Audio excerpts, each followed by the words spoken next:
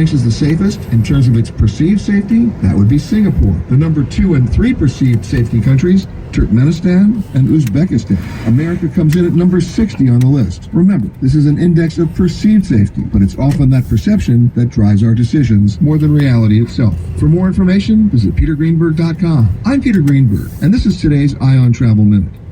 Remote workers are feeling a surge in weekday exercise. We call them our remote golfers. Steve Mills, general manager at Skyway Golf Course in Jersey City, New Jersey, says weekday afternoons have been jumping with people who've continued working from home, at least partially, since the pandemic. They seem a lot more relaxed now, that they're not having to rush here after work, change in the parking lot. That jives with data from Stanford that finds about half of workers who can do their jobs remotely opt for hybrid situations, allowing them flexibility during the day. Now they get here half an hour early, have something to eat, and be able to hit some putts, and then we'll run up to the tee box. Afternoon hours have also become more popular at fitness studios, hair salons, and spas. Deborah Rodriguez, CBS News. At 11:25, it's Money News now on KYW. Here's Bloomberg's Charlie Pellet.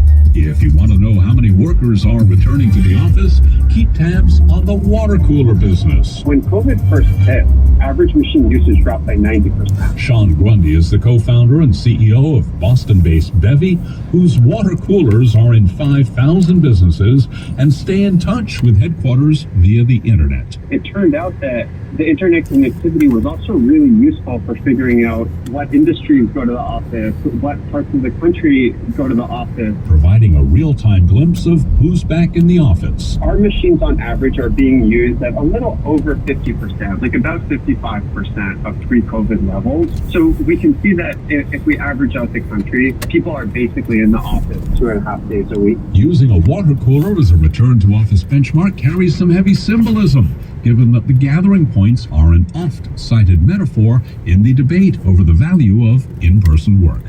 With Money News from Bloomberg on KYW, I'm Charlie Pellet. Picking through the rubble, an update on the deadly chocolate factory explosion in Berks County. That's coming up on KYW News Radio.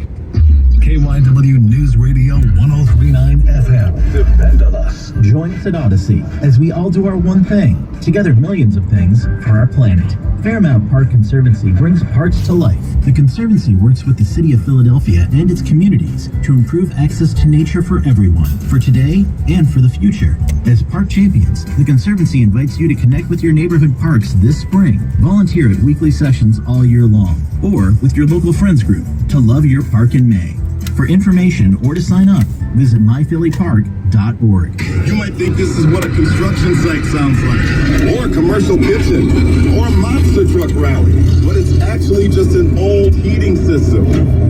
What's it sound like to us? A real waste of energy. If you're looking for ways to save, Pico has energy answers, like heating and cooling rebates for switching to eligible Energy Star equipment to make your home or business more efficient. So you can save energy and